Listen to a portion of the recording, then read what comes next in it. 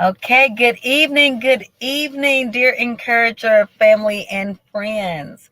We are back tonight to continue our discussion with the power of positive thought and how that affects our health mentally and physically. So that is what we'll be discussing tonight. I hope you guys have had a great week and had a long week to digest the information we gave you last week. Good evening, Keisha. Good evening. How are y'all? Doing We're well, thank you. good. Are I'm we glad. ready? Sorry? Yes, We I ready? believe so. We're ready. Hi, everybody. My name is Frankie Rosenthal. I am a retired registered nurse, and all that means is that I am no longer practicing nursing, but I believe that once I'm a registered nurse, I'll be a registered nurse until I leave this world. I just won't get compensated for it. Our topic for today is the power of positive thinking, and I had asked Keisha not to um, do anything to introduce me because I just want to talk. And if I had a fire going on, I'd say we'd have a fireside chat. But since we don't have not wintertime and I don't have fireplace going lit, I'm going to say we're just going to be talking one on one. And also, she asked me if I wanted to have slides, and I said, not really, because I just want to talk. And we'll be back in the old fashioned if something I'm saying, you feel like you want to jot it down, then you do that. And if you don't, then just think about it later on. And I'm going to start with to talk about positive thinking, we need to review something about negative thinking. And I know some of the literature says something about stinking thinking, but I guess I'm too old school. I just want to stay with negative thinking. And negative thoughts are when you have an irrational thought that lacks evidence. There's no proof that what you're thinking is valid, but you feel and behave as if it is indeed true. And it's the untruths that we tell ourselves. Um, Everyone experiences negative thoughts, and negative thoughts are called cognitive distortions. But the thing about having a negative thought is not that you shouldn't have it; it's that you shouldn't live there. um, because we are humans and not everything that we see or we hear is going to um, be something that we think it should be. So don't beat yourself up because you have a negative thought. Or you can say somebody has on a dress and you go, why in heaven's name do they have that on? you know but that doesn't mean that you're a bad person. It's just your first reaction about whatever it is that you see at the time. um, but when they come too often, or when that's your way of life, then they can be harmful and they can negatively influence your health. And that's why we need to talk about the negative feelings and try to get over to the positive feelings, because believe it or not, there is a connection between body and mind. There are numerous cases of where people, you're wondering why people survived and why somebody with the same situation didn't survive. It's not as simple as positive thoughts, but it can influence your outcome depending on what your thinking process is. If you believe you're not going to make it, then sometimes guess what? You don't make it. So, because when you believe you're not going to make it, then you're not going to put forth the effort or do the work, and also just convince your mind, that you are indeed going to survive. If So what does negative thinking look like? Well, if you habitually turn small things into big things that bother you for days and weeks or longer, you're having negative thoughts. And remember, having a negative thought is not the issue. It's how long you dwell on a negative thought. Uh, my pastor usually says that people are still angry with people who died years ago, about something that they said, or something that they did, and you're still hanging on to that negative thought, and that person ain't even here anymore. So you're really just kind of putting yourself at anxiety over something that's not even important anymore. You can be a simple thing like you say, somebody looked at you the wrong way, or they looked at you mean. Well, were they really looking at you? Or did they have a thought and they were looking in your direction? But because you dwell on the negative, then you automatically think they were looking at you. And so what? If they were looking at you mean. So what you gonna do with it? Let it go, or you gonna dwell on it? Because it really ain't a big thing. But for people who live in negative thinking, then the thought of somebody looking at them mean would mean a whole lot to them. Negative thoughts take all the joy out of life because you're always trying to figure out if somebody is trying to do something to you, what you mean by whatever they said, and you put yourself in a state of physical unrest. So that's why we're looking at negative thinking, because again, there is a connection between body and mind. And if you don't watch it, between body, mind, and spirit, because you're just so consumed by negativism. So negative thoughts are just thoughts. But what's important is how you deal with them. Now, some of the things that, in terms of body, mind, and healing, some of the processes that negative thoughts can influence are your blood pressure. Being in a state of unrest does not put you at rest. So you run the risk of having high blood pressure. You can also run the risk of having heart disease, because blood pressure and heart disease are connected. You can also affect your immune system. People who are always negative just run the risk, have more infections than other people sometimes, because it once you decrease your immune system, then you decrease your ability to fight infections. You keep yourself in a state of stress, being tense all the time, anxious all the time.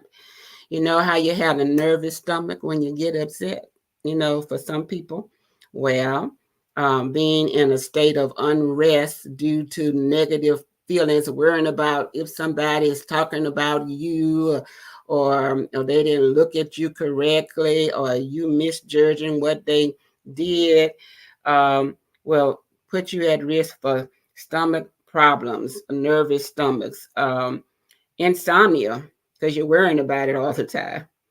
And you can also put yourself, have back pains.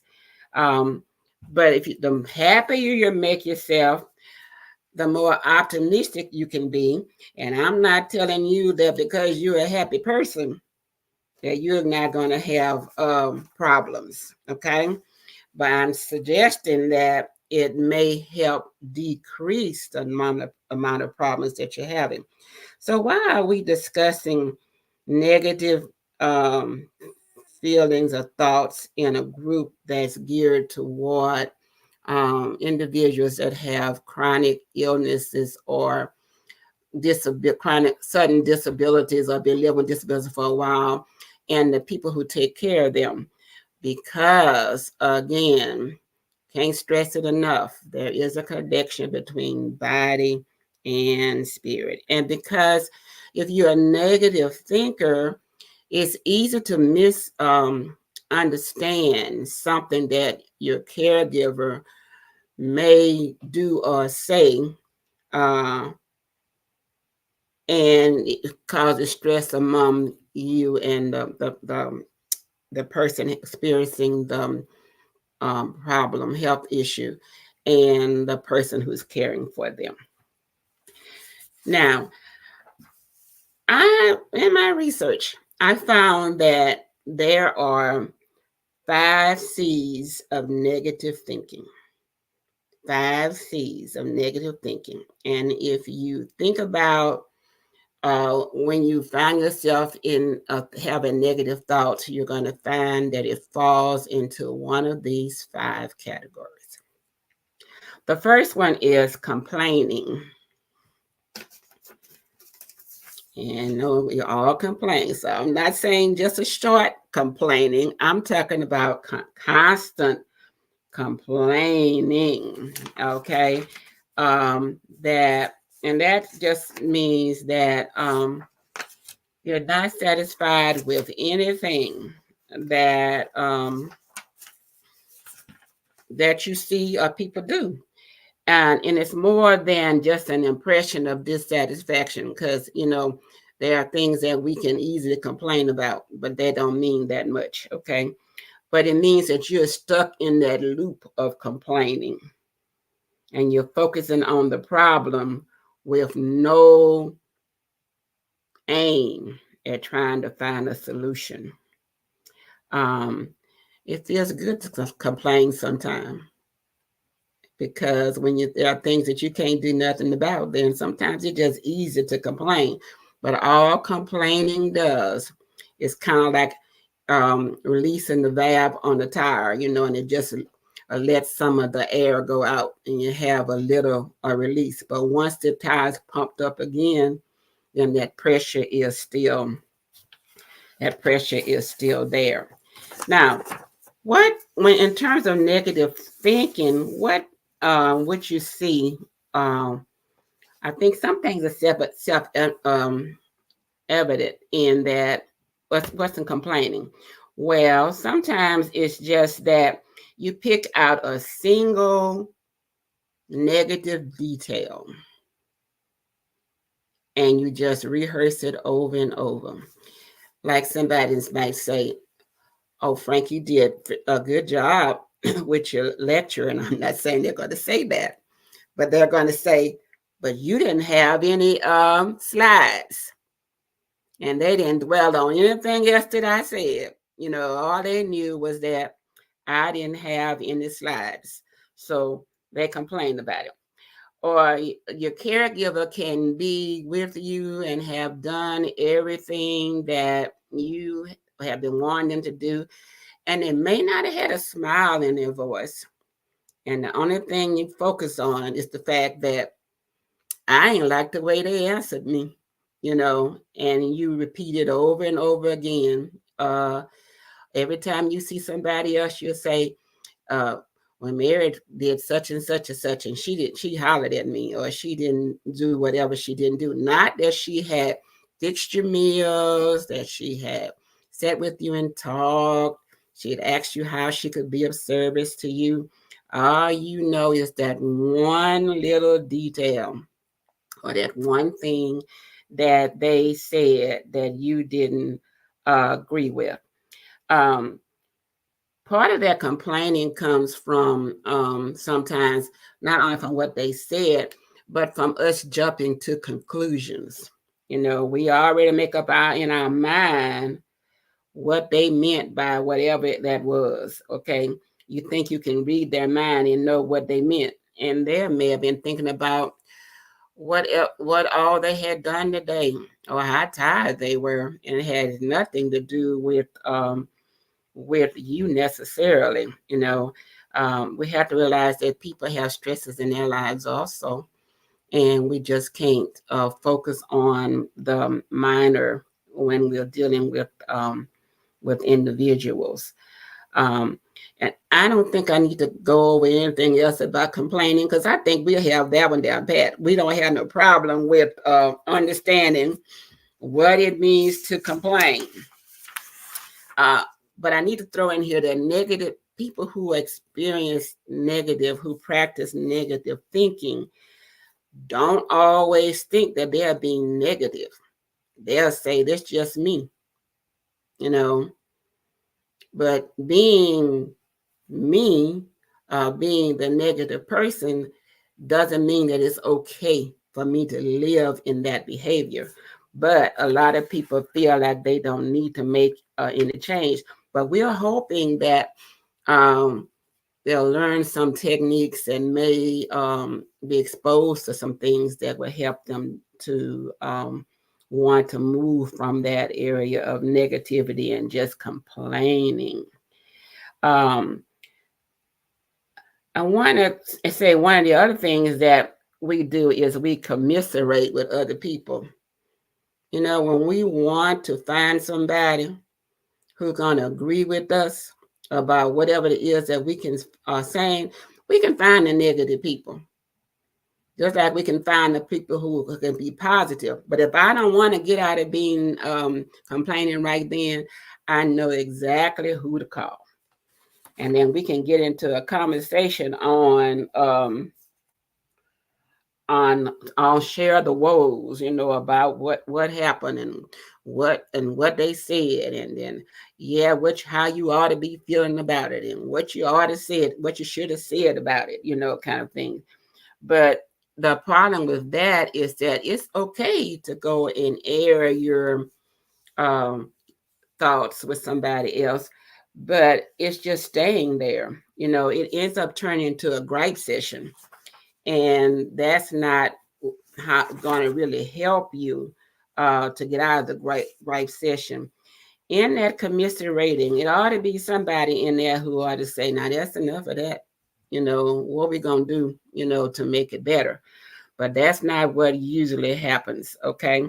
But it's just a thorough rehashing of the whole situation over and over again, and that's not helpful at all. Another one of the C's is criticizing. We criticize a lot, okay? We criticize, and the criticizing is not a constructive criticizing. It's we're not trying to do any positive feedback or constructive criticism of how we might improve. We are just trying to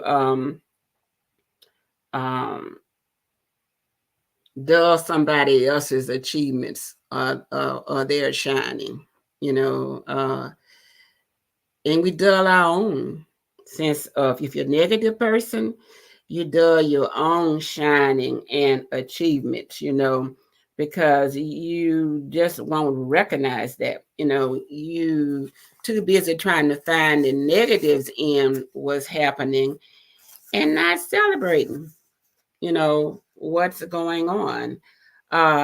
So how do we criticize? What are some of the thoughts that we have when we criticize and that we don't even think is criticizing? Because you say it's all or nothing thinking. It's my way or the highway. I know the right way to do it, and you didn't do it the way I would do it, so that's criticizing. You also reject any positive experience by saying that doesn't count because you're so busy rehashing all the negatives that whatever was a positive thing in that, you just don't even qualify it at all, because you don't want to stress on the positive things. You recount it for whatever the reason. And this has helped you maintain your negative belief, because if you say something positive happened and you comment in on what the positive thing was, then you got to let go of something that you thought can't live in the negative thought. So what you want to do is celebrate the small things. Okay. Try to see the good in whatever it is that's going on. And sometimes it's hard when you develop that chronic condition, or you experience that condition that changed you from your old norm. Sometimes it's kind of hard to see the positive right then, or see the good, but it's there. You're just gonna have to work a little harder at seeing it sometimes. And sometimes people just have to help you see it, that look at what all you have accomplished, and help you celebrate the positives. Criticizing also considers all the shoulda, woulda, coulda. If you had done it this way, but you didn't do it that way, and it also includes the oughta. You know how we oughta, you oughta done this beside the shouldas, kind of things. You oughta known better than that. When you did that, that's a negative thought. And if you live there, some people live there, no matter what you do, they stress the woulda, shouldas, couldas, and all that does, and then do it for themselves also. And so all that does is bring forth negativism, and make you feel guilty sometimes, frustrated sometimes, resentful, and you get angry because you get tired of, other people get tired of the shoulda, woulda, couldas, because they want to tell you, if I shoulda, coulda, woulda, then maybe you should have shoulda, coulda, woulda, and so you just have to be really mindful of all of that. Also, criticizing gets into labeling people, and mislabeling in them, because you say to yourself that I'm a loser, or because you did something that you may have done a lot of things right again, because you did one thing right, one thing wrong, then I should have known better. I'm stupid. I just any negative thing that you may say about yourself, you label yourself. You label other people also when you're in the process of that. You give them names, besides being stupid, he's a jerk, she's a jerk, they're incompetent. You say that they think they more than somebody else, and all because they mislabel something, picked on one error that person might have made. Either it's them or themselves, and they label it. You label it as a negative thing when it was just being human. We're gonna err, so that's just an expectation. And stop telling yourself that you can't do anything right, or putting yourself down, because that's just being overly critical of yourself. Then the next C is concern. Now, if you're concerned because you want things to go well, that's one thing. And but it can turn to worry, because if you are always concerned about how somebody else is doing something, then that doesn't it's not on a positive. It's a source of constant stress for that particular person. And sometimes some things, you're usually concerned about the outcome, how is something going to turn out, or the results. And so because they think that they can be fortune tellers, okay, then they can see in the future. And so they're concerned that you're not going to do it the way it need to be done. It's amazing how we feel like we can tell how things are going to work out, and sometimes you really can, but on the breaks of past history. But this is not what we're talking about right now. Okay. So you just overly involved in what you think, how you think the outcome is going to be. And so we get into that fortune teller. I know better than you. I see the outcome already. And I see that if I do A, B, C, D in my negative thought processes, then it ain't going to work. So I don't need to try A, B, C, nor D, because I already know what the outcome is going to be. And you need to listen to me, because I know better than you how it's going to be. The last one is telling Ken Jennings to give me a 15-letter word, Ken. And the 15-letter word is catastrophizing. And I probably didn't do that right, but it's catastrophizing. That's right. Okay.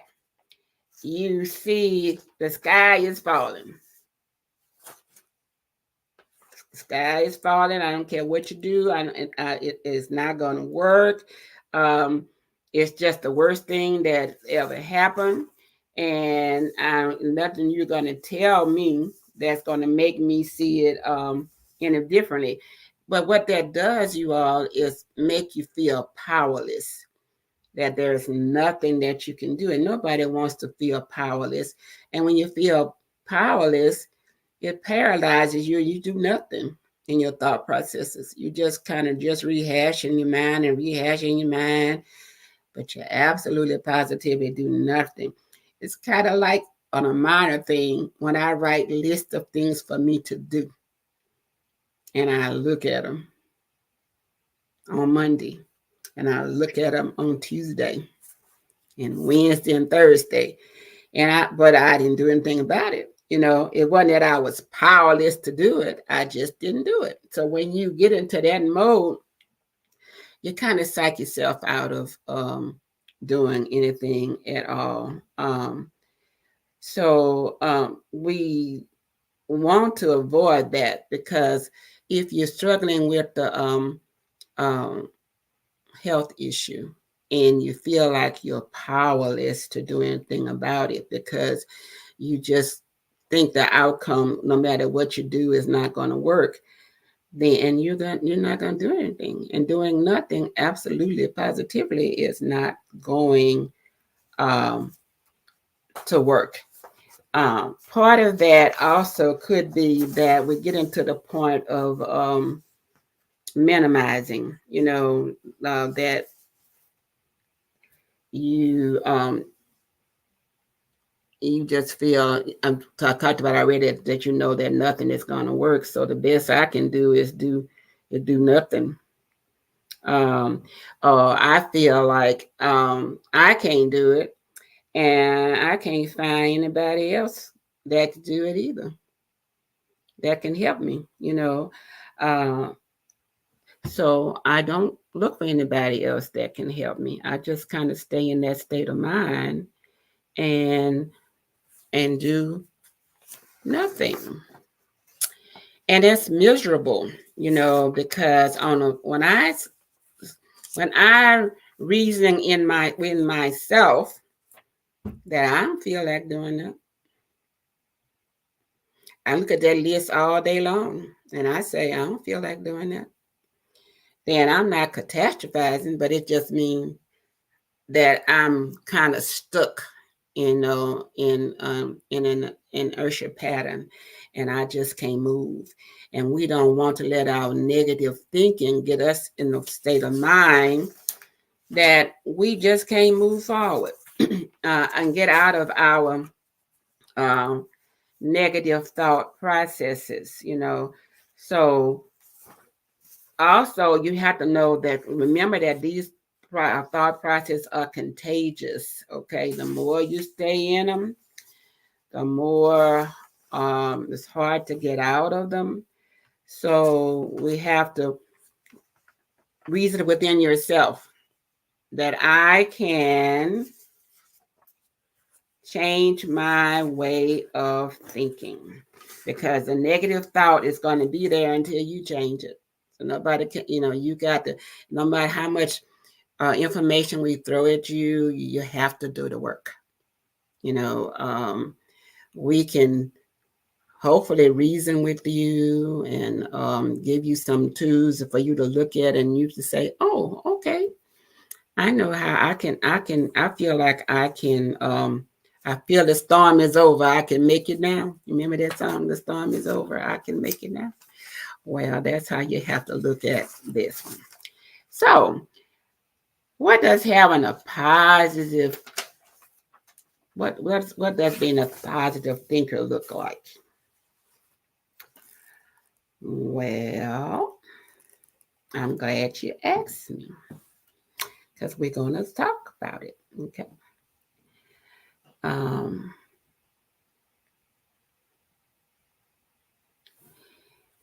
One thing you can do is just smile. You see people that don't smile, ever smile, always got like they're upset with somebody. Because if you put a smile in your voice, I can say hi. Or I can say hi. And if I put a smile in my voice, then guess what? Chances are the other person is going to put a smile in their voice. So if they were indeed looking at you strangely, like you thought they were, and you say hi, then they may change their thought about you. Now, people would say about me all the time that they wasn't quite sure, if what I was thinking, because you really couldn't tell, because I didn't necessarily talk very much back in the day. And I guess basically I was shy, and people thought I was more than I should think, But you never know what's going on with that person. So if you smile first, you know that commercial says if you smile first on the TV, it's and then the next person smiles. That is indeed very, very true. So try it sometimes. If you think somebody's looking at you, and you can just catch them off guard, and you just say hi, and then it may change their whatever they were thinking. One of the things you can do is practice reframing. Now, and practice reframing just says that if you're down on yourself, and thinking that I've kind of touched on a little bit, and thinking that I can't deal with this. I got this new diagnosis. I can't deal with all of this. Um, um, and you may tell yourself things like, my life will never be the way it used to be. Might not, but that's not where you live. It says, you'll tell yourself that this is the beginning of the end for me.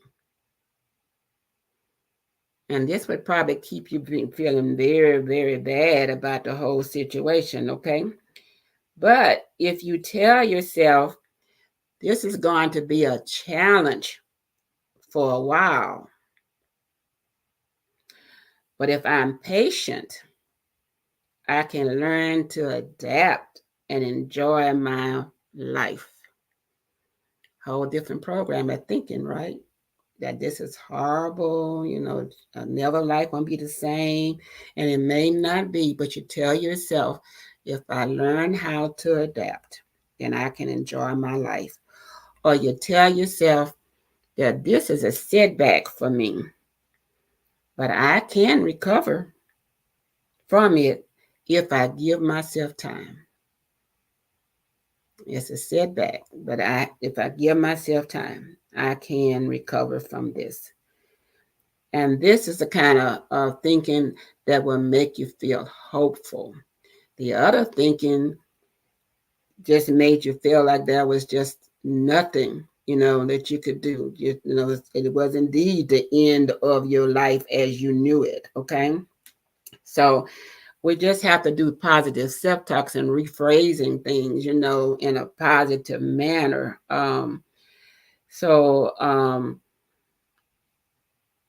It takes practice, but you can learn to do it.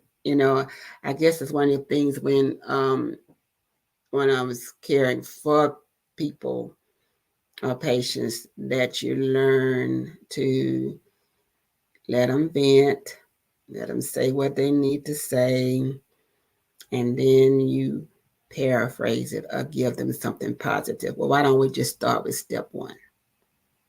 If they say, I'm never going to learn how to take care of myself with this diabetes, then you say, okay, let's start here. Okay, let's talk about what the diabetes is. Okay, and then go back and review that with them. Okay, and then we're going to talk about, okay, how you going to do this, do my finger sticks, and I can't do it. Yes, you can, kind of positively reinforce them and watch them do it. Then you teach something else, and then you see that they do it. And then after a while, they're feeling pretty confident that they can care for themselves. Now, I've experienced people who I'm brought up the diabetes, so the minute that they learned that they were diabetic and didn't want to be diabetic, and they were quick, fast, in a hurry. Oh no, learning all I can about it, learning how to follow this diet. They go out and buy the apps for the phone, because they already positive thinkers, and you didn't have to get them there, and so they are on it quick, fast, in a hurry, because I want to know how to manage this, and I don't want my life to be affected by what I can or cannot do related to this diagnosis. Then you have to build some resiliency.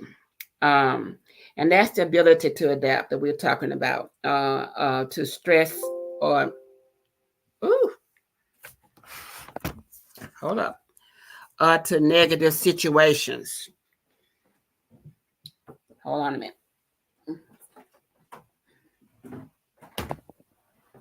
It says the battery is running low, but it's plugged in. So let me see what's going on.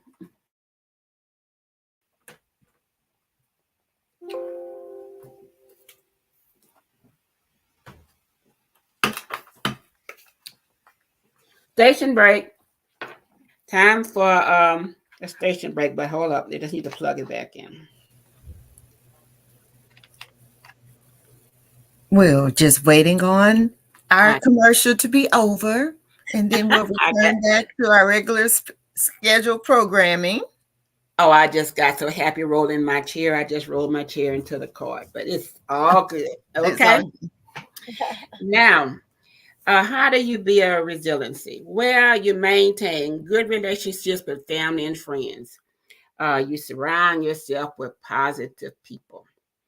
You decide that you want to be positive, and I don't want to hear you complaining about everything all the time. So you surround you. If you can't get it to change, then guess what? You have to take yourself out of the situation.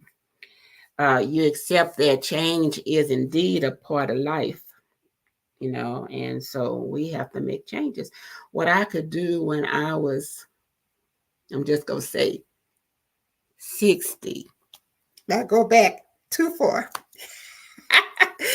and having the same energy to do it now, it is not the same, y'all. So you just learn to function where you are and grow in that situation. Um, and you don't go back, don't go on looking back about what I used to do in my heyday is only good for a little while because that can depress you, you know. So you just kind of go with where you are right now and be thankful that you can do that right now. You know, I learned going trips with family is that the reserve that I had for walking up inclines and all of that kind of stuff in the heat, I can't do that no more.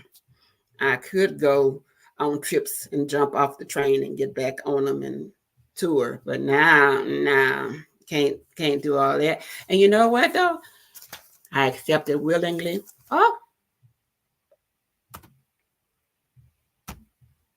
I accept it willingly, and it's okay. You know, I feel like as we go through those stages of life, um, it's just like dealing with new diagnosis. You adapt and you keep on going. Okay. You focus on what you are feeling right now, and that's back what I just got to talking about. If I go back and grade myself, you know, from what I used to could do and what I could do now, it might get to be very depressing. But I don't do that.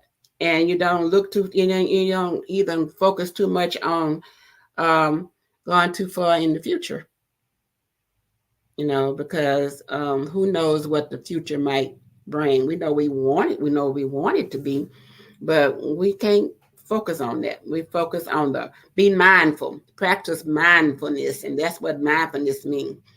You practice, you focus on how you're feeling right now.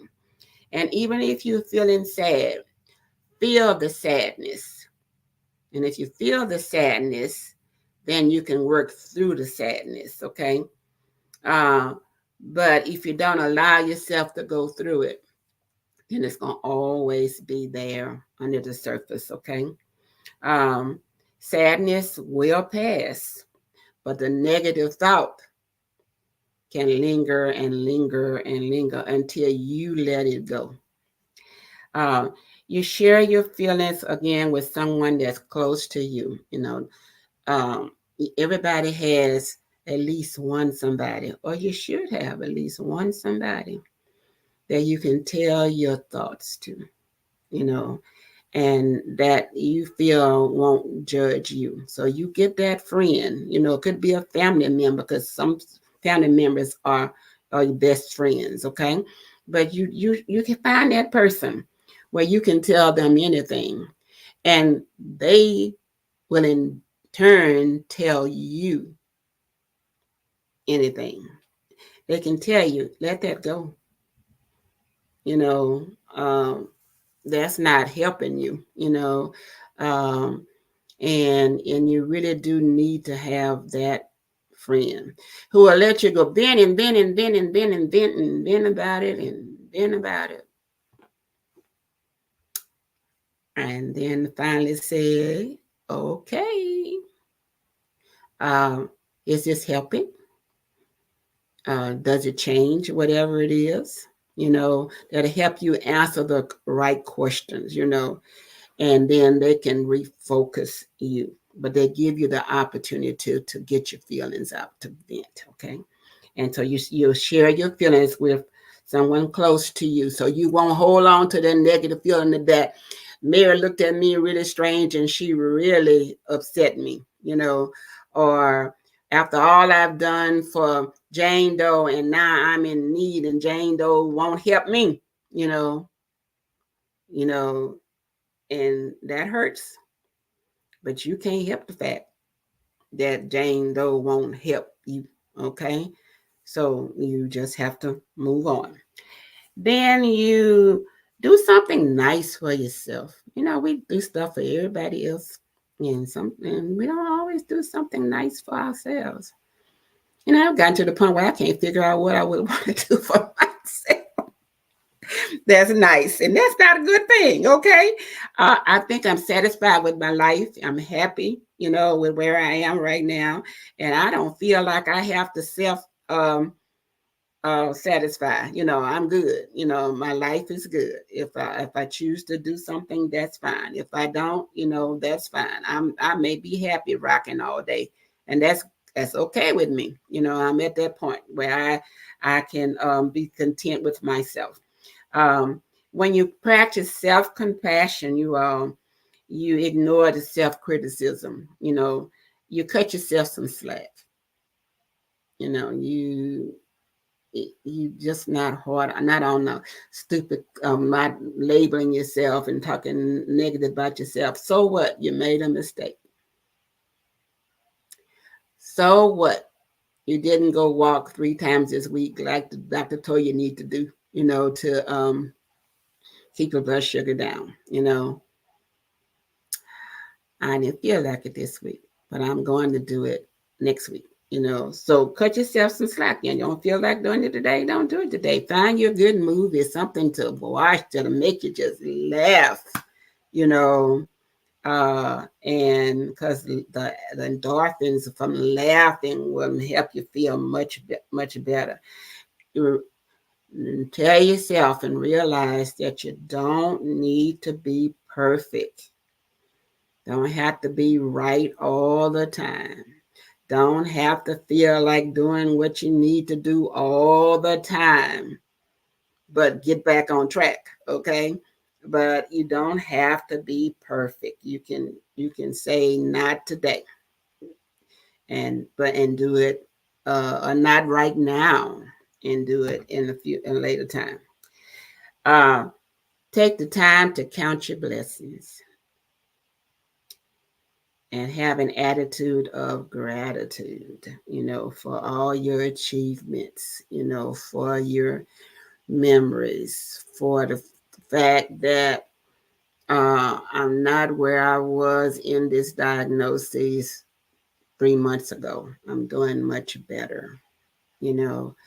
Uh, I've learned to live with this disability, how to function in it, and so that's an achievement, so count your blessings, have an attitude of gratitude. Whoever, if you don't believe in God and you have another higher power that you believe in, hey, do whatever that, count your blessings and be grateful to whoever whatever that power is that you align with.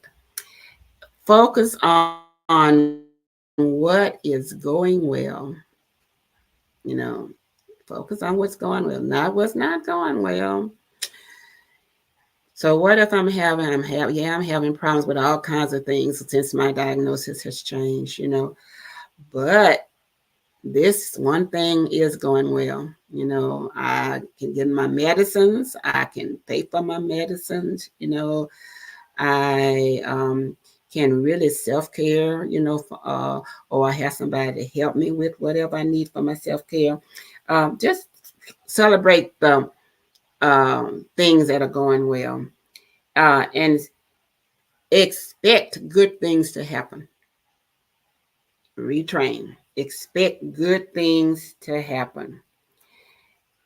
Discover whatever brings you hope, because you have to have hope when you're going through difficulty, and when you're trying to change from negative thought processes to positive thought processes.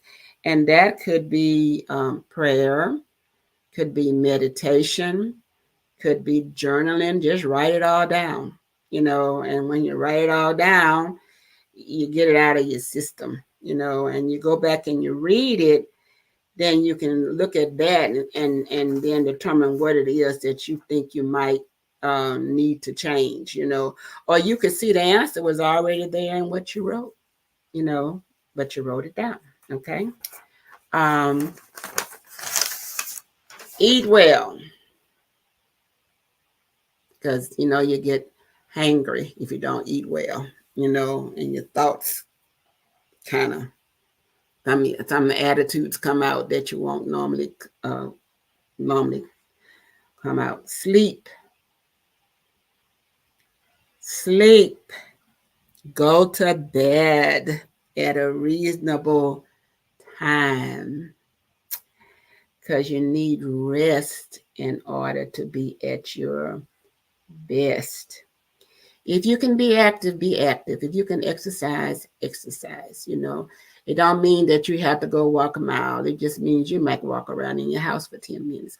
Or it might mean that you can just dance in place, if that's what you like to do.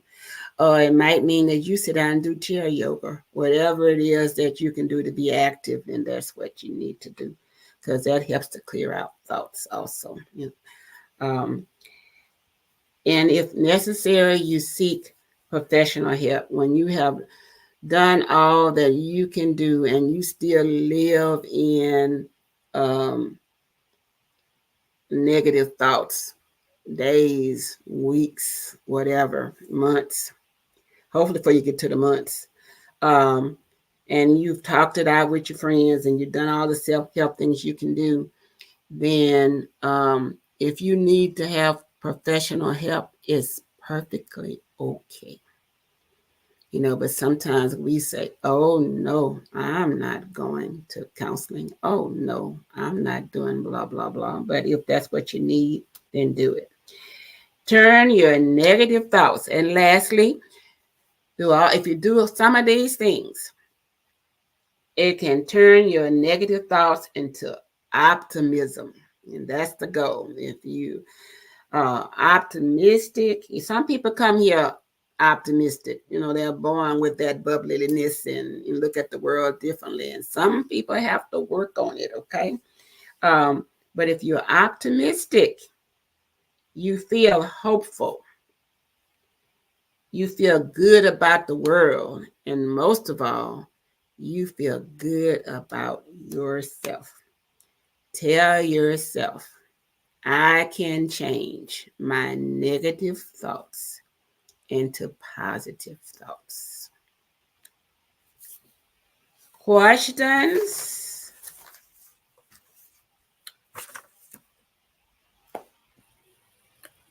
All right. Anybody have any questions that they want to ask? If you do, please add them to the comment section. And I am going to start yoga probably next month. So I'm excited about doing something. All right. We're going to see how that works out. But I'm excited about doing something.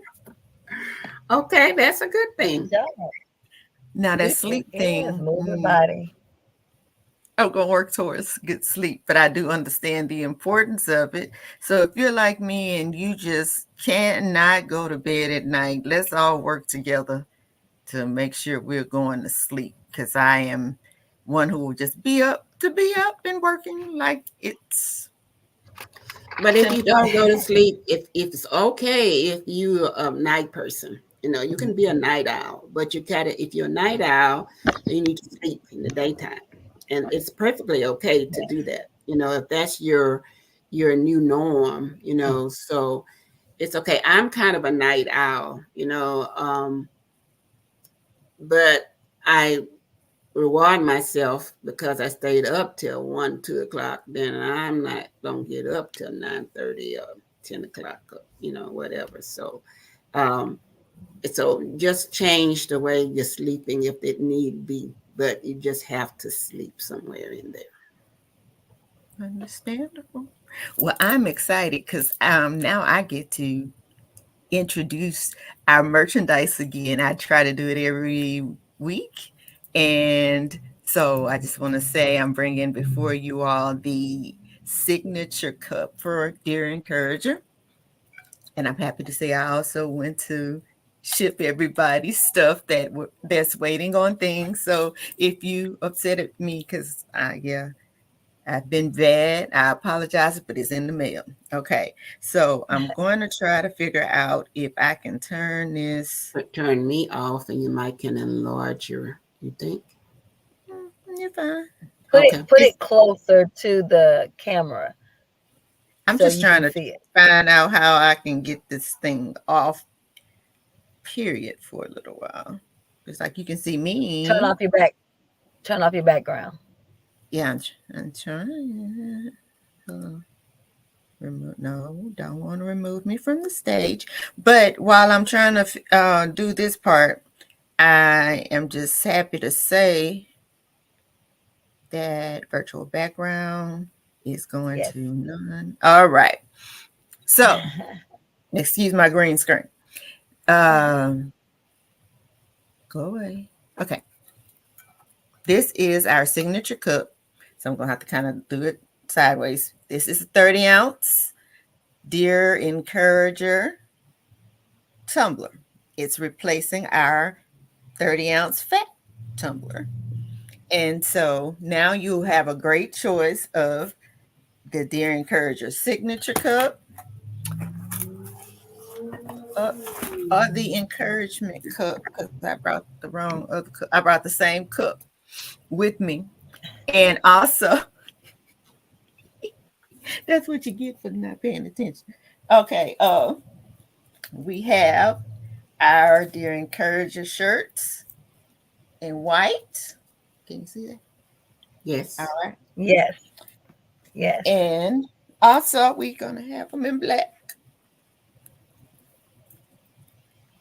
Okay. Yes. Yes. Yes, honey, we're so excited about this. We don't know what to do. Yes. And we are aware that the website is having some problems, but it is being worked on. We hope to have it fixed within 48 hours. Putting Yes. our positive thoughts first. So we're hoping that that individual will get to feel better soon and be able to help us. But we care about her health first. So yeah, so if you want to order something, feel free to reach out to us on our Facebook page, Dear Encourager Facebook page, or you can also email us at dearencourager.org, contact at dearencourager.org, and we'll be happy to fill those orders that way. But I'm just excited because I am just looking forward to us having like a Dear Encourager Day where everybody wear their t-shirts all around and just spread the word about Dear Encourager, because we love everybody and our goal is just to help as many people as we can. So, Vanessa, you got anything to say today? No, I am just excited.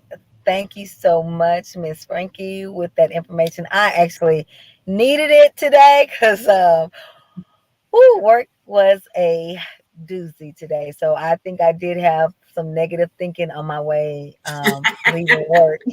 So had a lot of negative thinking. So this was definitely right on time because we do have to remember not to sit in that even when we have a bad day and even when things are overwhelming, because sometimes it's hard for us to shake some things off. So I appreciate the message today. Yeah, and it helped me reset. And if you all don't know, I'm going to say it now. She's my mommy.